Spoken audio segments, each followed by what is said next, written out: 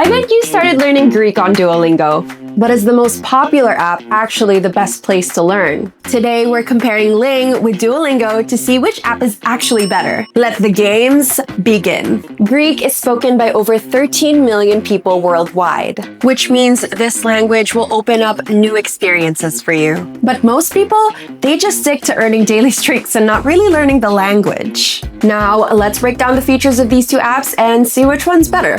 Firstly, let's compare the audios. Audio is the key when it comes to learning and using a new language. If one tone is wrong, your sentence can turn into something totally different than what you're trying to communicate. That's why it's crucial to learn the audio from the right source. Duolingo uses text-to-speech audio, and they're consistent, but they lack the soul and the accent from a real person.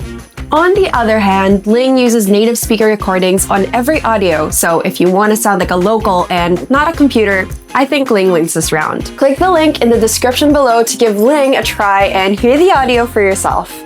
Next up, let's compare motivation technique. It can be really easy to forget to take a lesson, but it is the only way to train your brain to learn a new language, and that's why motivation techniques are so crucial. Duolingo is great at keeping you coming back with a streak system that nudges you constantly. But those streaks are designed for retention and not necessarily for learning. Ling also has streaks, but they aren't pushy. Ling's system is built to keep you motivated without punishing you for missing a day. Ling has got a streak saver feature that you can earn, so your progress won't be completely vanished even if you miss a day of learning. Even their notifications to remind you to log in for a lesson, they teach you new words. Now, let's compare real-world use. You can learn tons of phrases and memorize them, but they're probably not going to be very useful if you're learning phrases that you'll never use in real life. Duolingo is known for quirky sentences, but are they really useful in the real world? You'll understand the words, but not the whole sentence, even if your streaks are super high.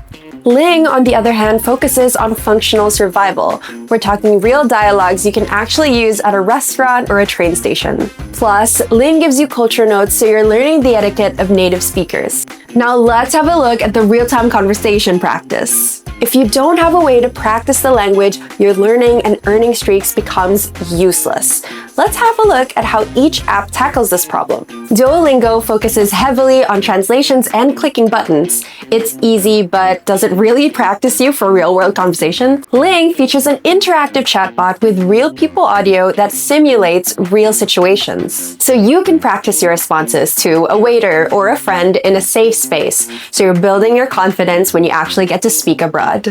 And last but not the least is the fundamental to learning every language is word reviewing. Reviewing your vocabulary is definitely a life-changing habit when you're learning a new language. It helps with long-term retention and is your key to fluency. Duolingo keeps you on a linear path, forcing you to review words based on their algorithm, but sometimes you don't need to review words you already know. Ling offers a save to favorites feature.